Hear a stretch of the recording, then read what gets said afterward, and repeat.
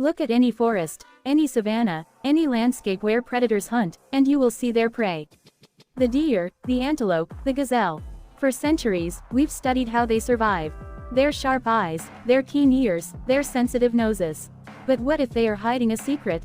What if they possess a sense so subtle, so alien to us, that we've been looking right at the organs for it without ever knowing what they were for?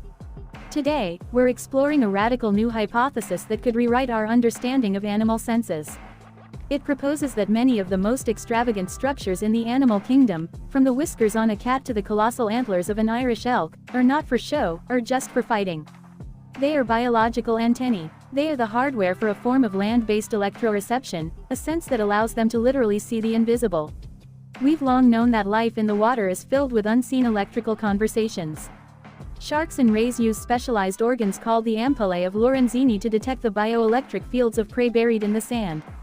But on land, we assumed this sense was lost. The air is an insulator, after all. But the proponents of this theory say we gave up too soon. They point to a structure almost every mammal has: whiskers. Stiff, keratinous filaments, perfectly designed to hold a slight negative charge from the simple friction of moving through the air. At their base lies a dense bed of nerves. What if these aren't just tactile hairs? What if they are passive electrical antennae, detecting the minute fluctuations caused by the heartbeat or nervous system of a nearby predator or prey? A mouse hidden in the grass wouldn't just be a smell or a sound, it would be a tiny, rhythmic electrical pulse.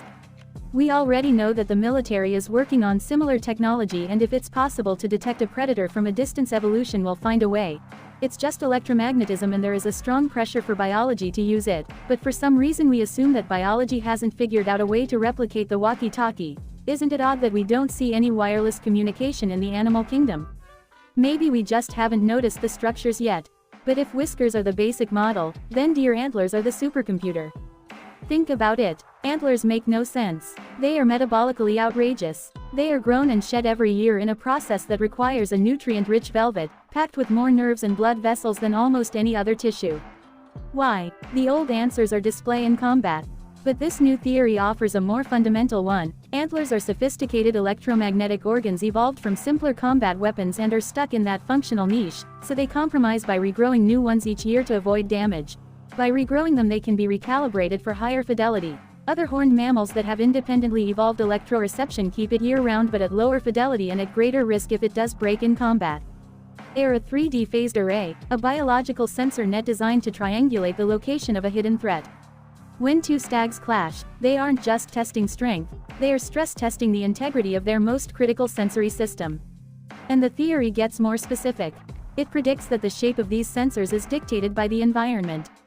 In dense forests, prey like elk need high-resolution, short-range vision to see through the clutter.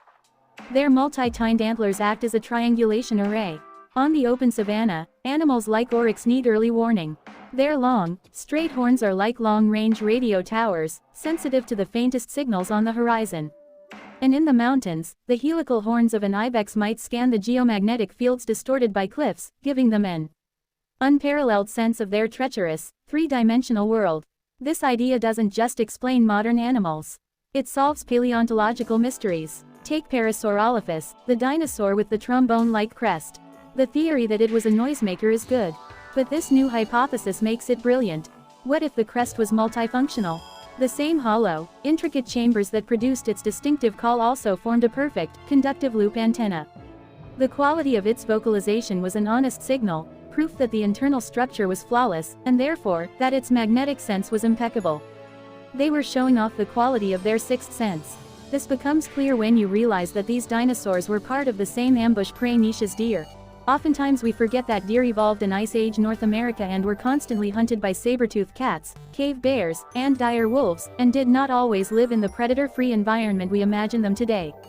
This same logic can be applied to the bizarre headgear of extinct giraffes, the massive horns of Megacerops, and the strange domes of Pachycephalosaurus. Next time you see a deer, frozen in a meadow, its antlers held high, don't just see an animal listening or smelling. See a sentinel operating in a dimension we cannot perceive. It may be surrounded by a sphere of perception dozens of feet wide, within which no heartbeat goes unnoticed, no hidden predator remains concealed. What do you think? Could this be the answer to one of zoology's oldest puzzles? Let us know in the comments below.